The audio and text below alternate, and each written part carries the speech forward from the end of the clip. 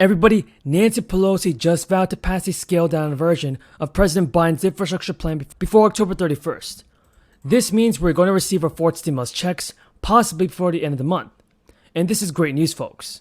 So you want to be sure to stay until the end of this video to find out more information about the fourth stimulus check. And if you believe that Nancy Pelosi is doing a good job in sending out the stimulus payments, then let's get this video to 1,000 likes. And if you don't approve of Nancy Pelosi, then tell me in the comments below. Care into a nightmare for the American people.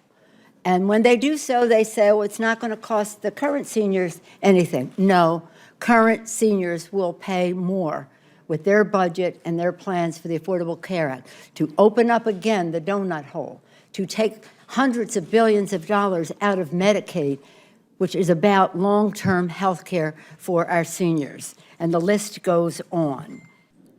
Over the last couple of weeks, Republicans here in Washington are already threatening to privatize Medicare. That's no surprise. It's been part of Speaker Ryan's budget for years. But the president-elect has been silent.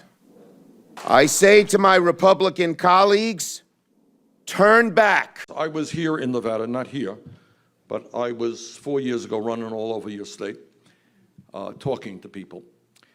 And 4 years ago, the ideas that I introduced into the political debate at that point were seen by the establishment media, by the establishment political class as radical and extreme ideas. Some of you may remember that.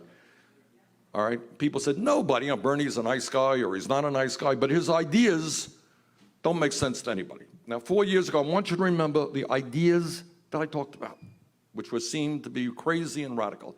I said that if you work 40 hours a week, you should not live in poverty. We should raise the minimum wage to a living wage, $15 an hour. Remember that?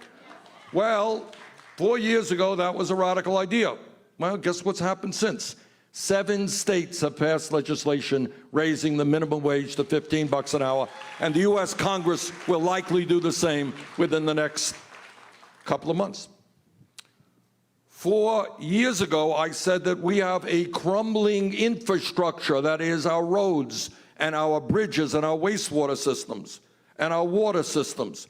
We should invest $1 trillion and create 15 million decent-paying jobs. Security, perhaps the most important federal program in existence, a program of enormous consequence to the 59 million seniors, people with disabilities, and children who are beneficiaries. I know you have heard over and over again that Social Security is going broke, that it won't be there for our kids and grandchildren, that Social Security is a Ponzi scheme, that Social Security is contributing to our large deficit and national debt, etc., etc., etc. And you've also heard many Republicans tell us that we need to cut Social Security, raise the retirement age, or maybe even privatize the program. Well, I am happy to tell you that much of what you've heard is simply not true. Despite what many of my Republican colleagues are saying, let's be clear. Social Security is not going broke. Social Security has a $2.8 trillion surplus and, according to the Social Security Administration, can pay out every benefit owed to every eligible American for the next 19 years. That is not a program going broke. Further, Social Security is independently funded by the payroll tax, the 6.2% of your paycheck that you and your employer pay. That means that Social Security does not add one nickel to the deficit. What we need to do is expand Social Security benefits because people can't make it on $11,000, $12,000, $13,000 a year. And we have to extend the solvency of Social Security a lot longer than 19 years. What do? Well, we do what's obvious, what I think most Americans know we should do. You're making $118,000 a year. She's making $5 million a year. Right now, you're both paying the same amount into the Social Security Trust Fund.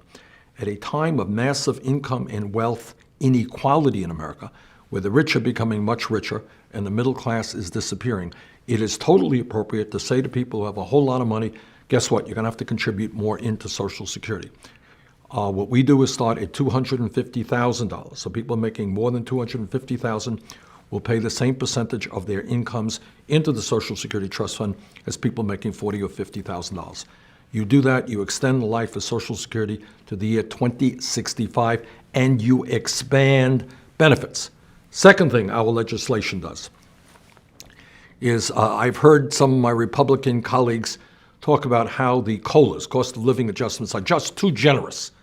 Well, this year they're zero. I'm not quite sure how zero is too generous. And the reason that we have inadequate COLAs is that seniors' purchasing needs are very different than 18-year-olds or 20-year-olds. We need a segregated system to determine how much seniors are spending, what their real inflationary costs are, and they are. So like I said, everybody, House Speaker Nancy Pelosi has outlined the tough choices facing her Democratic caucus over what to keep in their landmark social policy and climate bill. This indicates that a popular proposal, Democrats are also struggling to pare down a bill that aims in part to reduce carbon emissions, expand Medicare and Medicaid, and make child care free to millions of people. The bill was originally priced at $3.5 trillion and will likely shrink to roughly $2 trillion in order to meet the demands of centrist Senator Joe Manchin and Kyrsten Sinema. These two votes are also crucial, with all Republicans in an evenly divided Senate opposing the legislation. And with just over 2 weeks until a self-imposed October 31st deadline to pass the bill, Pelosi and the Democratic caucus are at a legislative crossroad. What are your thoughts on Nancy Pelosi, everybody, and the fourth stimulus check? Are they doing all that it takes to send it out? Pelosi seemed more inclined toward the latter part to fully fund key priorities. Pelosi's preferred vision of allowing Medicare to negotiate prescription prices is one idea that could be scaled back. The proposal has been a progressive focus for more than a decade, but faces heavy lobbying opposition from the pharmaceutical industry, and skepticism from moderate Democrats in both the House and the Senate. For some watchers of Congress, the current moment facing Democrats is reminiscent of 2010, when the Pelosi-led majority passed the Affordable Care Act, but was ultimately routed in the midterm elections.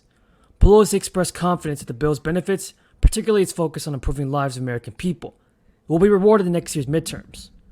And climate activists, organizations, and scientists are also calling out Joe Manchin in news reports, amid news reports that a major climate program was likely to be cut from the reconciliation package because he opposed it. Manchin, who has been public about his opposition to initiative, has raised issues about its reliability and has argued that companies should not be paid to do something that industry is already leaning to already. In a statement, Joe Manchin's spokesperson said that Manchin has already expressed his concerns about using taxpayer dollars to pay private companies to do the things that they're already doing. Everybody, we have a lot of news about the fourth stimulus check that I want you to know. So you want to be sure to stay until the end of this video to find out the latest news about the fourth stimulus payments. And everybody, don't forget to subscribe to my channel, share this video with your friends and family.